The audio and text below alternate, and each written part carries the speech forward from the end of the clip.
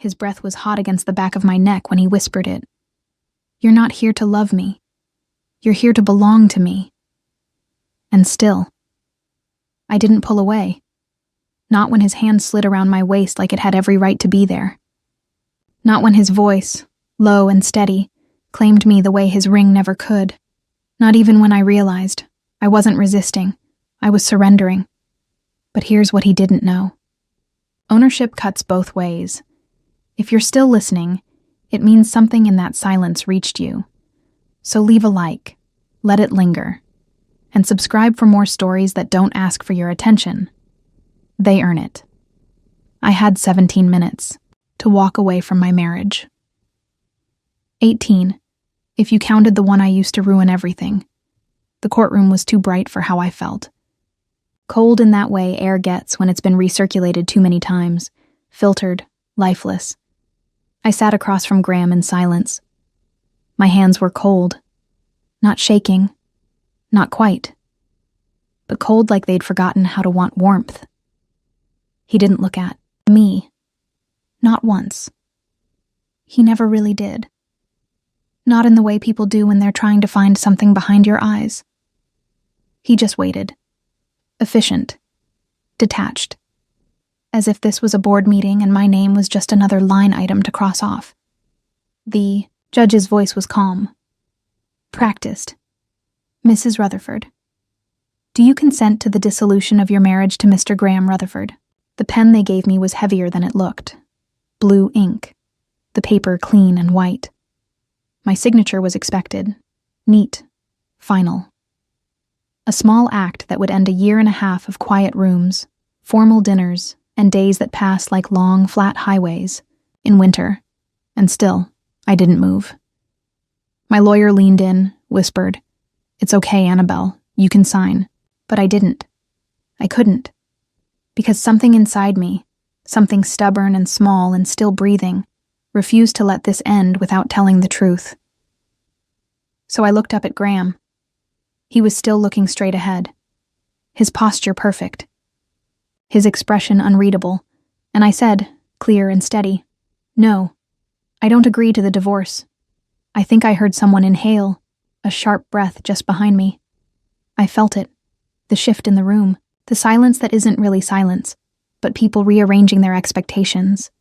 Even Graham blinked. The judge raised an eyebrow but said nothing for a long moment. Then she spoke in a voice softer than I expected. "Very well. The court will not proceed without mutual consent. It was done, not the divorce, but something." I stood slowly. I didn't wait for Graham. I just walked out. The hallway smelled like varnished wood, and something faintly metallic, maybe from the elevator buttons or the nerves in my blood. I stood near the windows, watching the wind play with the flags outside. He came out a few minutes later, not rushing, just there suddenly beside me, still not looking at me, but somehow present.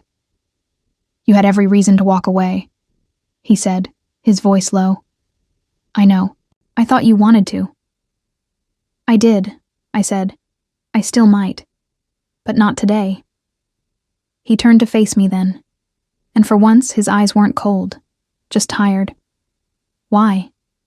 I wanted to say something poetic, or strong, something that sounded like wisdom, like my mother might have said.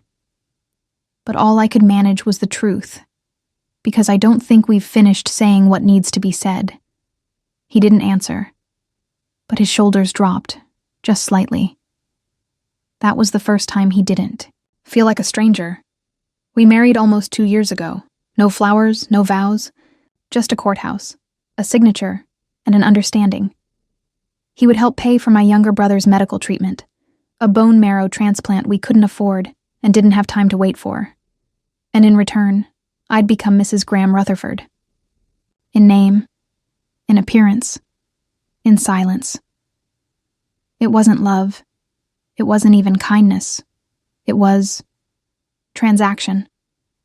But I agreed. I was 21. My mother had just died, and the world felt like a house with all the furniture missing.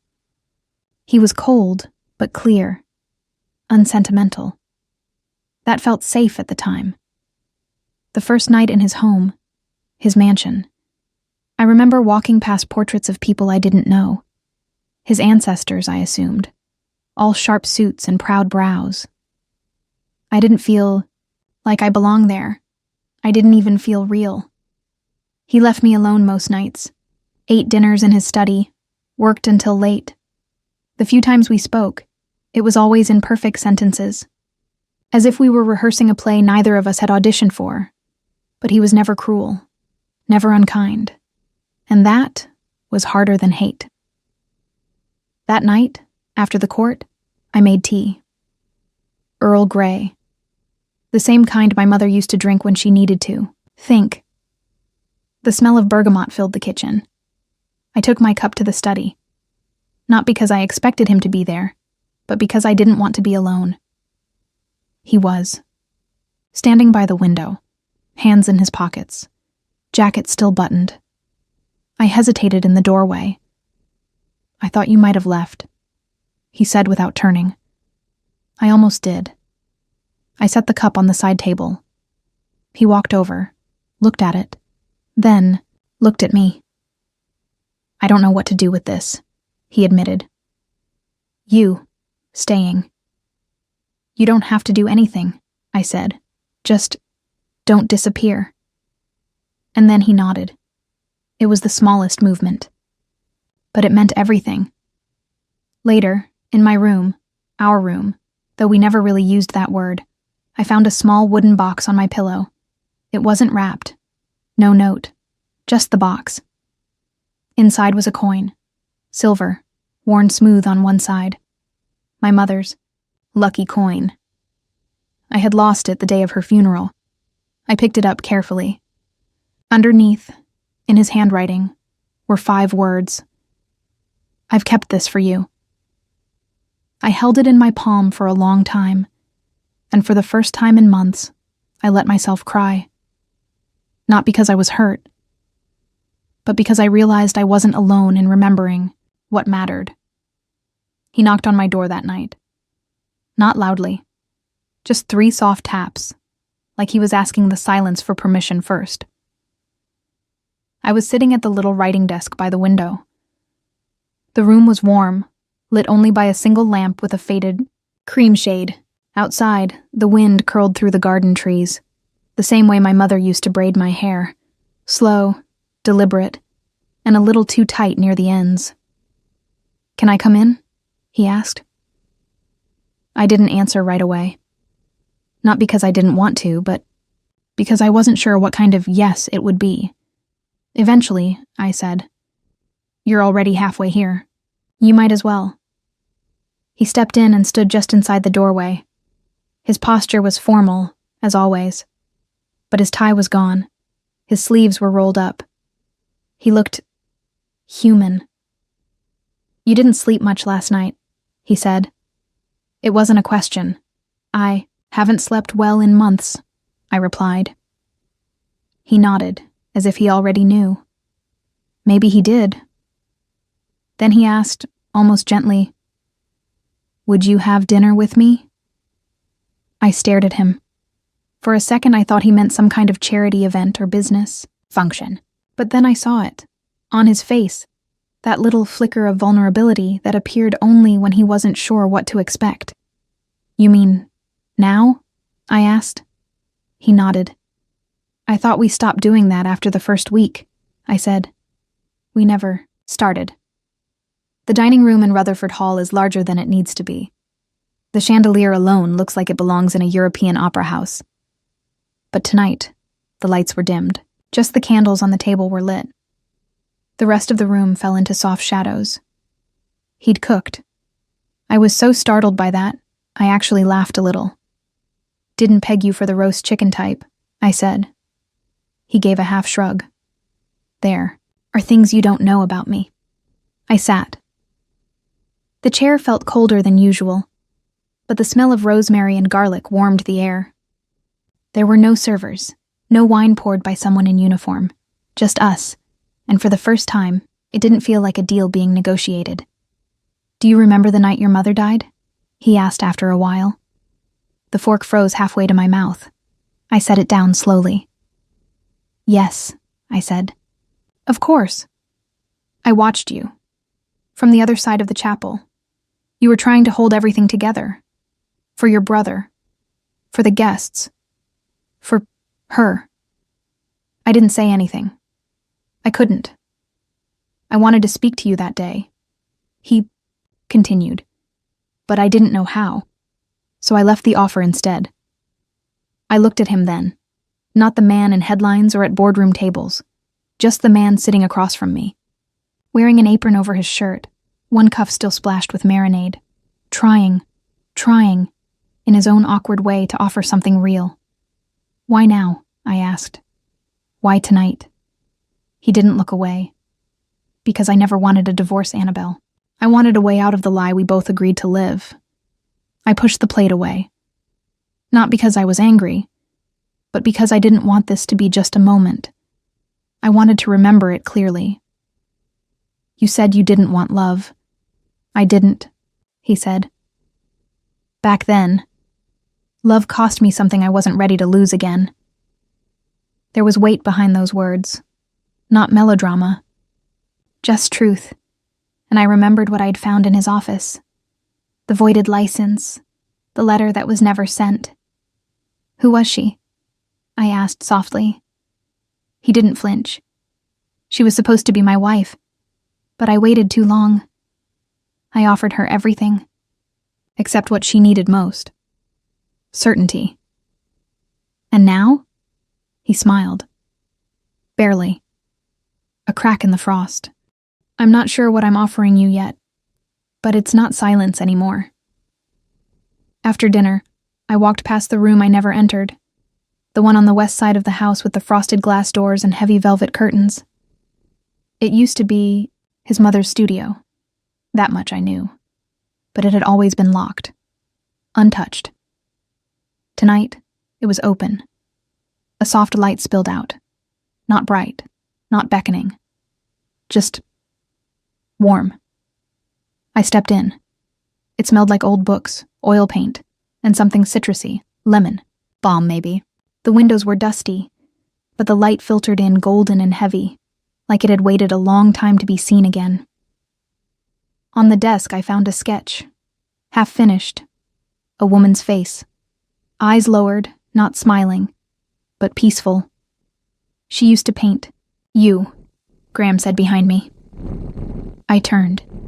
He stood in the doorway, watching me the way someone watches a fragile vase wobble on a shelf, ready to catch it. Or mourn it. I didn't know she even noticed me, I whispered. She noticed everything. That's why I locked this room. I wasn't ready to notice what she saw. The silence between us felt full, not empty, like a page waiting for the next line. He took one step forward. I've kept too many doors shut, he said. But this one, I opened it for you. I didn't answer. I just stood there, the smell of lemon balm rising, and the sketch still unfinished, under my fingertips. Something in me wanted to cry.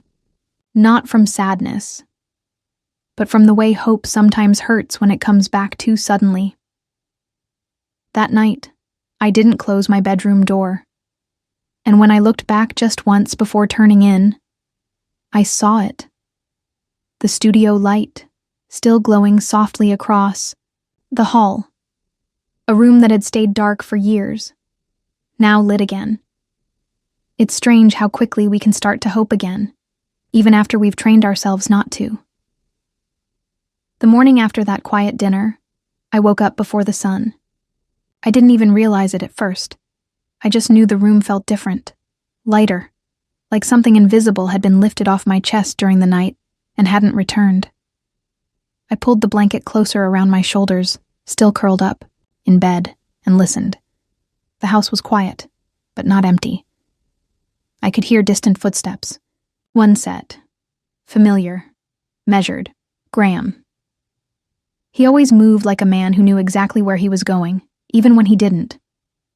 I made tea and brought it out to the garden, where the air still held that clean, wet scent of morning dew. The sky was bruised, purple and soft pink. and for a moment, I forgot why I'd ever felt unwelcome here. When he joined me, he didn't say anything at first, just sat beside me on the bench, our elbows not quite touching. It was the kind of silence I used to fill with overthinking. Now it felt almost gentle. "Did you sleep?" he asked. I nodded. "I think so." He handed me a folded newspaper. "You made the society column again. They think your refusal to divorce me is part of some power play." I rolled my eyes. "Let them think whatever they want." He smiled, just barely. "That's new." "What is?" "That fire in you. I missed it." I turned to him, and for the first time, asked the question that had haunted me since the day we married. "Why me, Graham? Why did you choose me for this arrangement?" He looked straight ahead, as if the answer were somewhere in the trees. "Because you didn't ask for anything," he said quietly. "You never begged, never pushed, never tried to impress me. You just were." And somehow, that answer broke something open inside me that I didn't realize I'd locked. Later that day, I wandered into the west wing of the house, somewhere I'd avoided for months, out of habit or fear, I wasn't sure. The studio door was still open, and the lights still on. Inside, the air smelled like memory, like cedar wood and old pages and faint perfume. I moved slowly, as if walking through someone else's mind. The sketch of the woman was gone. In its place was a canvas covered in cloth. I didn't lift it. I couldn't. Some things ask for patience. Some things need to stay unknown just a little longer. But as I turned to leave, I noticed something else. A drawer half open, a file left out, and inside it, a letter. Typed, official, stamped. Marriage annulment agreement. Dated 3 weeks ago. My name, his signature. Filed, but not submitted. I didn't know what to feel. Relief, betrayal, a little of both. He hadn't told me. He'd made it look like he was letting go. But he wasn't. I found him in the greenhouse.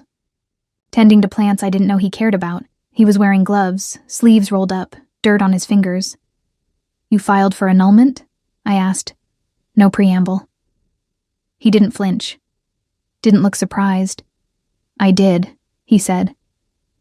And then, "I didn't send it. Why?" He set the shears down, wiped his hands, and finally looked at me. "Because I wrote that when I thought you'd never sit beside me at dinner again. I thought I was setting you free." I stepped closer. "Why not just tell me?" His voice was quiet. "Because I was afraid you'd thank me." That answer made me ache in a way I couldn't quite name, because I understood it. There's a kind of loneliness that hides itself behind logic and clean breaks. The kind that pretends walking away is noble when, in truth, you're just terrified. No one will stay if they truly see you. I took the gloves from his hand and set them aside. "I wouldn't have thanked you," I said. He nodded, like he believed me, or wanted to. That night, I sat at the desk in my room and wrote a letter I never planned to send. To my mother. I told her what I'd seen, what I'd felt, how the man I'd married for duty had turned out to be more human, more fractured, and maybe more worthy of love than I expected. I told her about the garden, the tea, the studio, and I told her about the fear. The fear that, if I let myself fall for him now, I'd never recover if he left again. When I finished, I folded the letter and placed it in the drawer, next to the coin he had returned. Before I went to bed, I passed by his office. The door was ajar. He wasn't inside, but the fireplace was lit, and on the desk was a photograph, black and white, slightly curled. It was of me, laughing, from 2 years ago at a charity event I barely remembered attending. I wasn't looking at the camera. I was mid-laugh, hair loose, holding a glass of something sparkling. He had kept this, all this time. I didn't cry. I didn't smile. But I understood, in that quiet moment, that I had never really been invisible to him. And somehow, that changed everything. The house had a way of holding its breath when something was about to break. That morning, I felt it. I'd just stepped out of the shower, the towel still wrapped around my hair, when I heard the voices, quiet, muffled, but sharp enough to cut through the hall outside my room. Not arguments, not shouting, but a tension that rang clearer than any raised voice. I opened the door just slightly, enough to hear the end of a sentence spoken by Graham's head of legal. Miles, I think his name was. Always too smooth, too rehearsed. And if she finds out, it could undo everything. My breath caught. Graham didn't answer right away. Then, low and clipped, "I'm aware. You should have destroyed the file." "I couldn't." "You mean you wouldn't?" A pause. Then footsteps. Silence again. By the time I stepped into the hallway, they were both gone. But the stillness stayed behind like smoke after a fire. I didn't go after him. Not immediately. Instead, I went to the one place in the house where things made sense. The kitchen. I brewed tea with hands that didn't want to tremble. I gripped the edges of the counter until my knuckles ached. I reminded myself of all the things I already knew about Graham. The walls he built, the way he carried regret like a second suit. But this was different. This was a secret. And it had my name written in its shadow. That evening, I didn't touch my dinner. I sat at the table, watching the steam curl from my cup, and waited. He came in late. Tie loosened. Face tired. The look of a man who'd fought a battle he couldn't tell anyone about. And lost. I didn't stand. Didn't smile. "Who was the file about?" I asked, calmly. He closed his eyes for a moment, then walked over and sat across from me like someone sitting down in a confessional. "You heard us." "I did." He nodded once, like he'd expected this to happen eventually. "There's something you should know," he said, "about your mother." My chest tightened. "Graham." He held up a hand, not to silence me but to steady himself. "I never had an affair with her," he said, "but my father almost did." I blinked. "What?" "She worked for him. You knew that. But you don't know how close it came to something more. She ended it before it began. But my father, he didn't take rejection well." I felt my pulse, hammering in my throat. He threatened her? No. But he made her life here very difficult. She left quietly, with you, and I didn't know the truth until I found the letter she wrote before she died. A letter addressed to me. He pulled something from his pocket. A folded page, aged, soft around the edges. She said she forgave my family, that she didn't want the past to shape my future, that you deserved better than the shadows we'd cast. I stared at the letter. My name wasn't on it, but I could see her handwriting from where I sat. She had loved deeply, and suffered silently, just like me.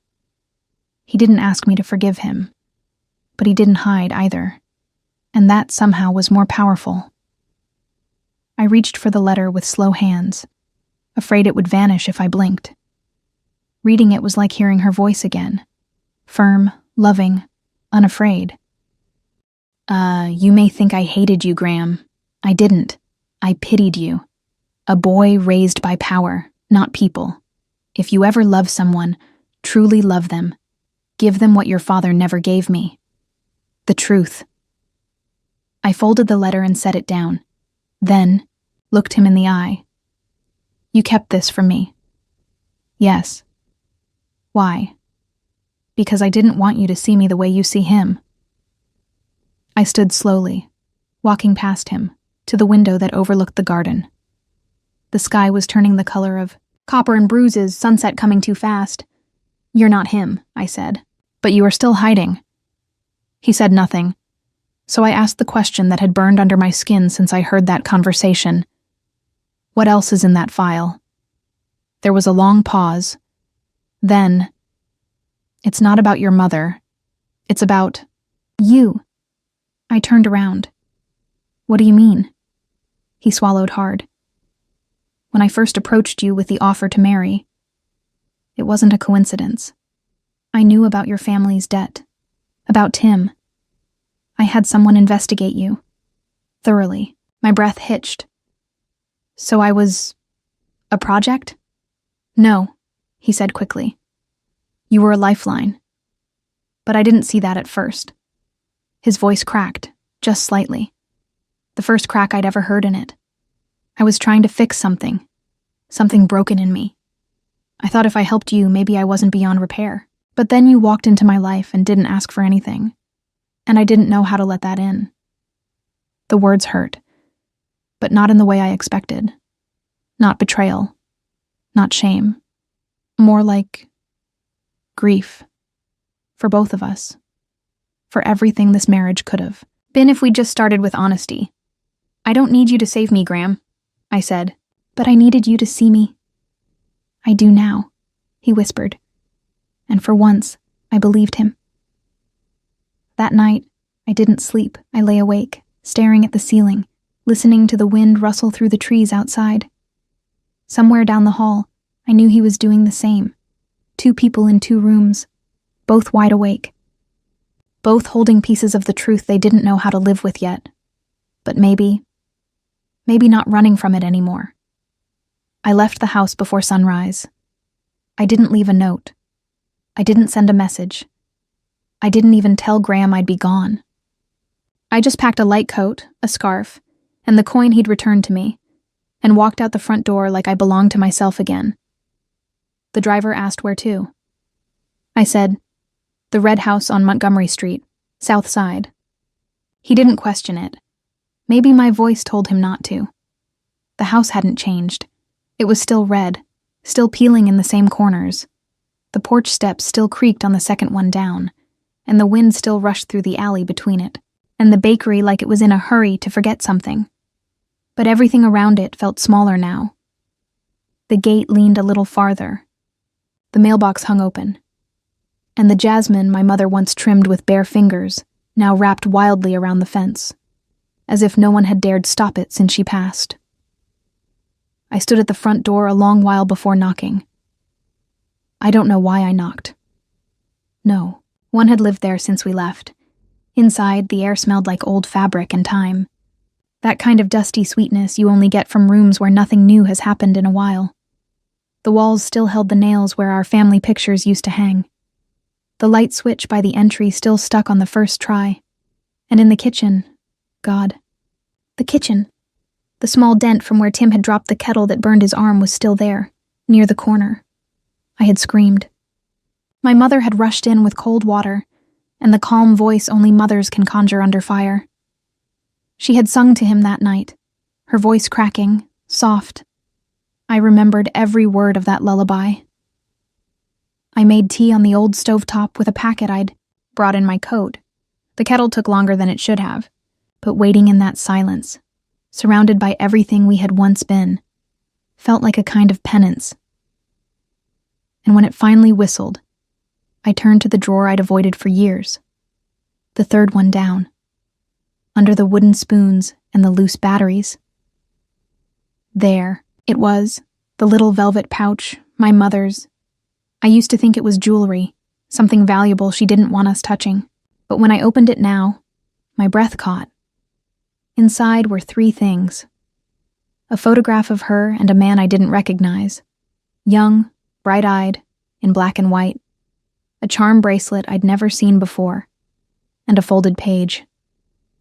The handwriting was hers. I'd know it anywhere. Annabelle, if you found this, it means you've come home looking for something. Maybe answers. Maybe forgiveness. Maybe just peace. There are things I didn't tell you. Not because I wanted to lie, but because I wanted to protect the girl you were, and trust the woman you would become. Love isn't made of certainty. It's made of courage. And the only thing more dangerous than loving the wrong person is not loving at all. Choose with your eyes open. But don't be afraid to choose. I folded the letter and held it against my chest like it could fill the hollow space that still ached under my ribs. I stayed in that kitchen for another hour, drinking tea, letting myself feel everything I'd spent 2 years burying. When I returned to Rutherford Hall, the sun was setting in amber waves across the long driveway. The house looked gold in the light. Not cold. He was standing on the front steps, sleeves rolled up, like he'd been pacing the stone for hours. He didn't speak when he saw me. Didn't scold. Didn't sigh. Just exhaled like someone finally found the missing half of a sentence. I went home, I said, as I climbed the steps. To the old place. His eyes flickered. You went alone. I had to. He nodded. And did you find what you were looking for? No, I said. But I found what I needed. I pulled the letter from my coat pocket, held it for a second, then slid it into his hand. She wrote to me too, I added. But it's not just for me. He unfolded the paper and read in silence. When he looked up, his voice was rough. She was braver than both of us. Still is, I said. We didn't talk much that evening, but the silence felt clean now. Not heavy, not scared.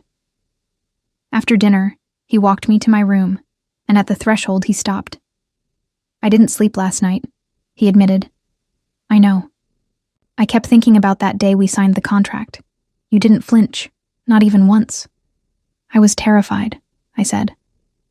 But not of you. Then what? I hesitated, then told him the truth. Of what it might mean if I wanted it to.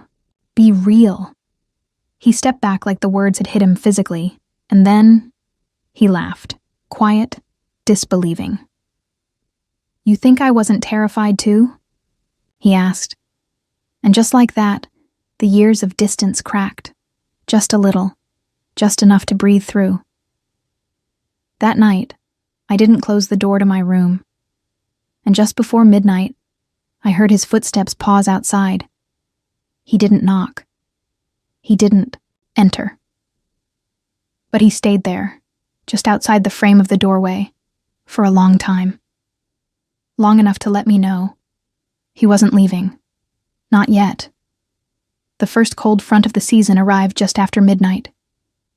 The wind slipped through the windowsills, like a whisper that wouldn't leave me alone. I pulled the blanket tighter around me, watching the sheer curtains breathe in and out against the moonlight. I didn't know if Graham was asleep. I didn't know if I wanted him to be. All I knew was that something had shifted since I came home, not with declarations, not with promises, but with presence, with stillness, with the space he gave me to find my own voice, even if it meant stepping away from him. I found him in the library the next morning, not reading, just standing there, holding an old leather-bound volume he wasn't really looking at. He looked up when I entered. You always come in quietly, he said. I wasn't trying to surprise you. I know. You're just not made of noise. I smiled faintly. Is that a compliment? It is now. He closed the book gently and placed it back on the shelf. You said once that silence scared you, he added. It used to. But now, I think I just didn't know how to listen to it. He nodded, and then said nothing at all. We spent that day circling each other, not avoiding, not retreating, just orbiting. I spent the morning in the conservatory, tending to the neglected orchids. He worked in the study, phone pressed to his ear, murmuring in clipped, careful tones. We met once in the hallway. He stepped aside for me. I didn't pass. We stood like that for a breath longer than we needed to, then kept walking. That night, the house was quiet again, but not asleep. I felt it, before I heard it, footsteps across the floor above mine, slow, deliberate, then silence. Then a door opening, not mine, his. Then, a minute later, too fast, too loud, another door, the front one. I rose instinctively.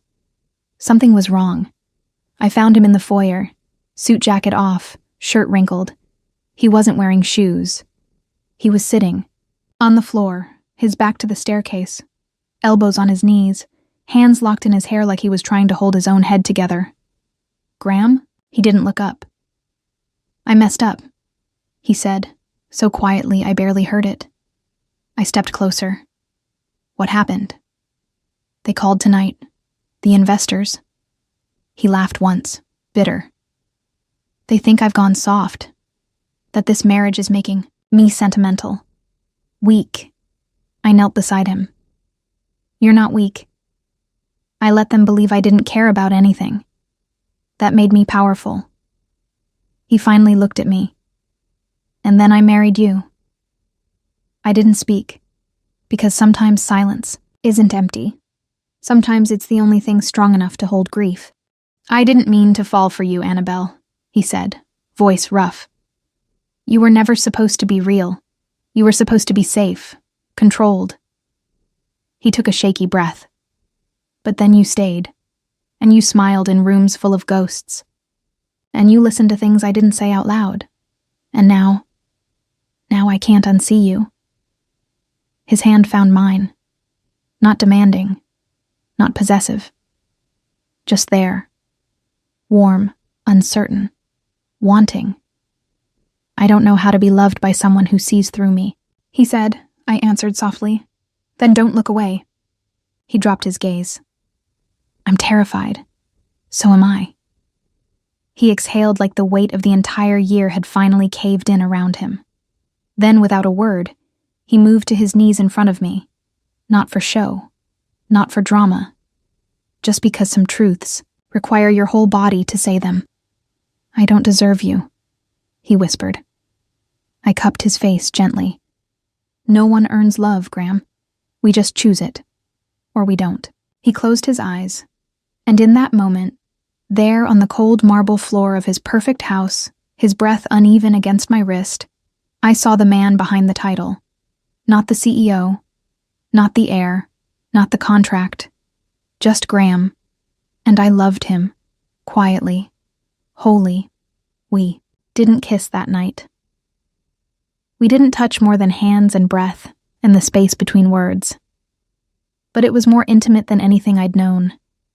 Because for the first time, he let me hold what he always hid, and for the first time, I didn't flinch.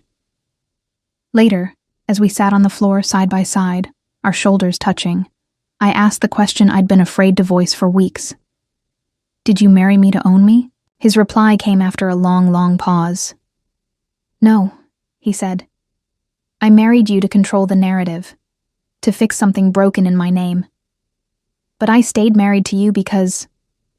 He trailed off. I turned to him. "Because?" His voice cracked, just once. "Because I didn't know who I was without you." And maybe that was the truest thing he'd ever said. The letter arrived the next morning.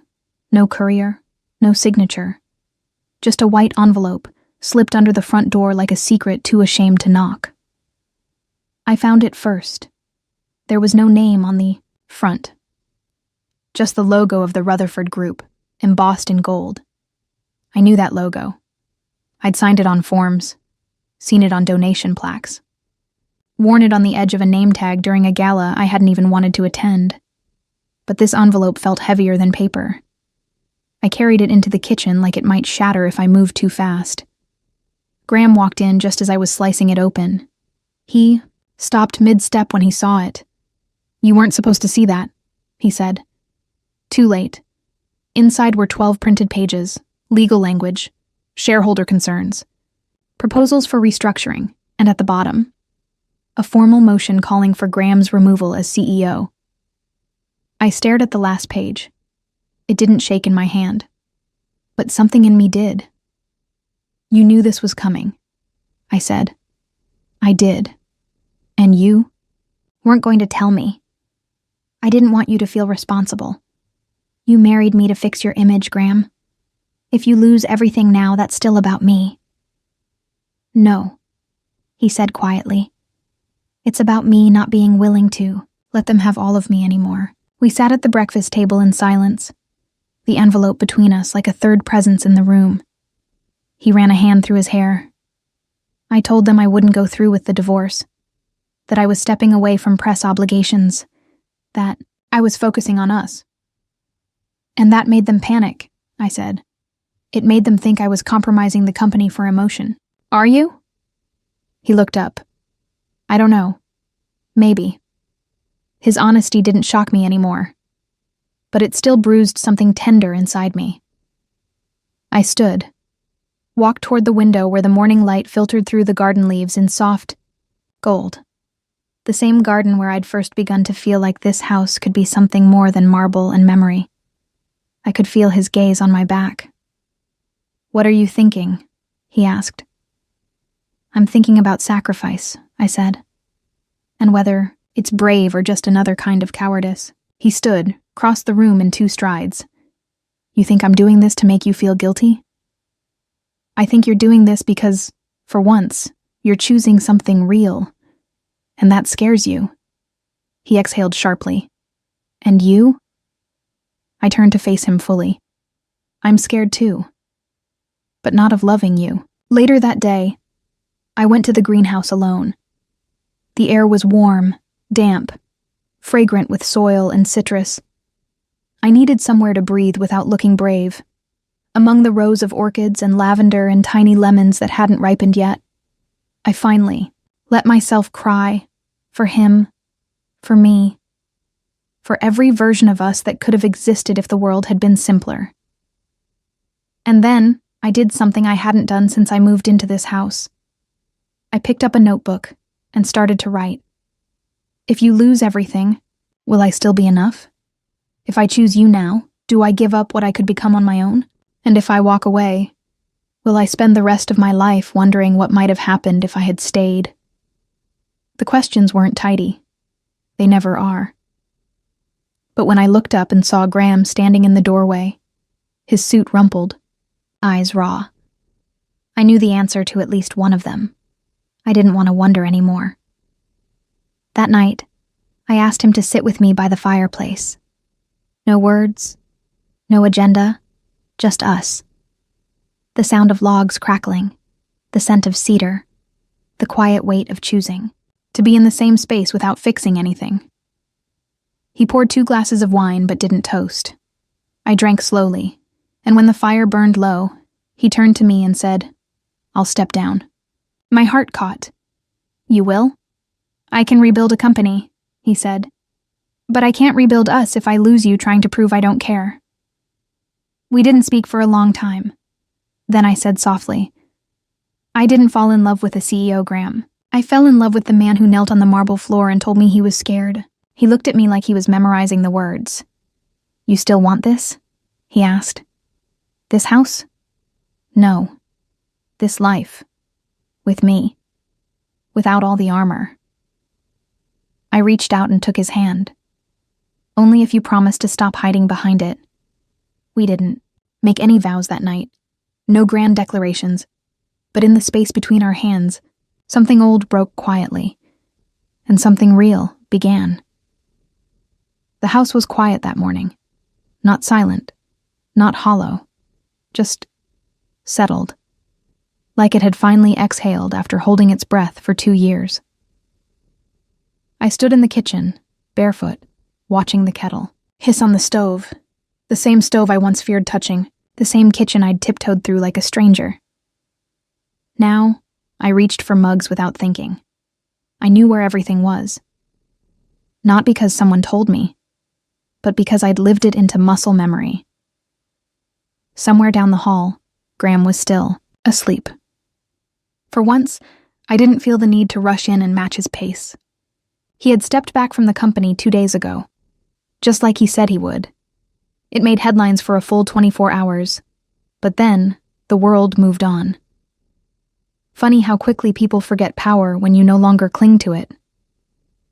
I carried the tea to the garden. The bench was cool, damp with early morning dew. The jasmine along the fence was in full bloom again. I reached out and plucked a tiny flower, twirled it between my fingers.